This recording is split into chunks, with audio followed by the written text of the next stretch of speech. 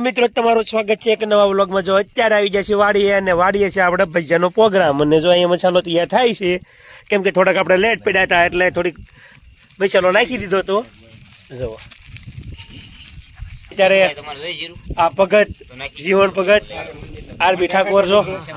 કેમ છે દેશી લસણની ટેસ્ટ કરે કેવું આવશે એટલે કેમ કે લીલું લસણ છે નહીં એટલે હુકલથી રોડવું પડશે આ બાજુ હતું ને અહીંયા જો કેબી ઓ જીરું ધાનિયા ને અમારે અજમા વીજો ક્યાંક ચટણી બનાવે ક્યાં છે ચટણી બનાવે છે જો હાલો પછી આ મસાલો દેખાડું તમને કટિંગ કરે છે અને આ જો હોલમાં અમારે વીજો ગેસ ઉપર ચટણી બનાવે જોઈ શકો છો તમે જોઈ લો આ ચટણી અમારે ખાવાની છે એમ જુઓ એ જુઓ કઈ રીતે બનાવે છે સમજો વિઝા ઓહો આ ચટણી છે જો આ ચટણી છે ખજૂર બરોબર આમલી અને ગોળ વાહ વિઝા એક વાર ચટણી ખાઈ જાય એટલે વાત પૂછો એમ દેશી ગોળો પાછો વાહ જો જો અને નાનો એવો અમારો ચૂલો કેમ કે અત્યારે થોડો કેવો વરસાદ ને ઠંડુ વાતાવરણ થઈ ગયું છે એટલે કઈ ચૂલો હાલે નથી એટલે આ ગેસ ઉપર છે આજ પ્રોગ્રામ બધો જો લોટ દોવાનું કામ ચાલુ થઈ ગયું છે આ તો ભાઈ જો ડુંગળી મઠ્ઠા પાડી દીધા જો જો બહારથી એમ જોઈ મસાલો કટિંગ કરીને હવે આવી ગયા છીએ અંદર રોલમાં ઠંડુ વાતાવરણ થઈ જશે ને જો આ સ્પેશિયલ આખો પ્રોગ્રામ છે મેરામનો આ 3 કારીગર છે 3 કારીગરે કીધું છે ભાઈ ના ના એ મેરામનો પ્રોગ્રામ છે મેરામ ની જય ઓય લો દીખો દીખો વિમલ ના અહીંયા જો હવે આપણે લોટ ડોવાઈ ગયો કમ્પ્લેટ ને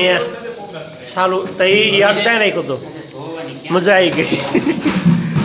જીવાભાઈ લઈ લીધું સ્ટેબલ એનું સ્પેશિયલ એટલે બેહવા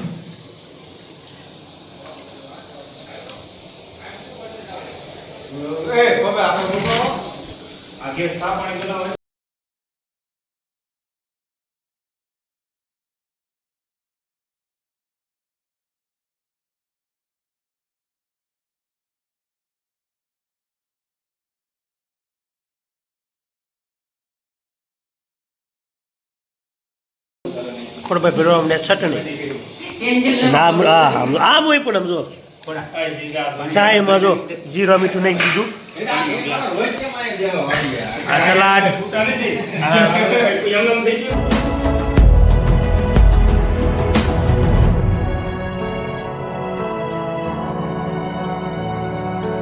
દાય બેહી યસવી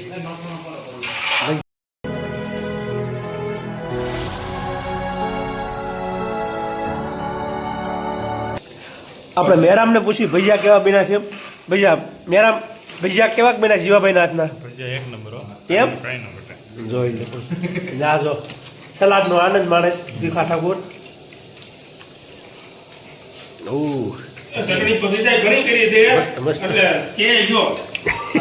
વાહ ભજીયા પ્રોગ્રામ કરીને બધા હુમાણ કરતા હતા ત્યાં મેળો વરસાદ દેવા અને બધા હલવાના છે કેમ કે બહાર જાવી તો પલ્લી જાય એવું છે એટલે બધા એવા હુવાડ્યા છેડા છે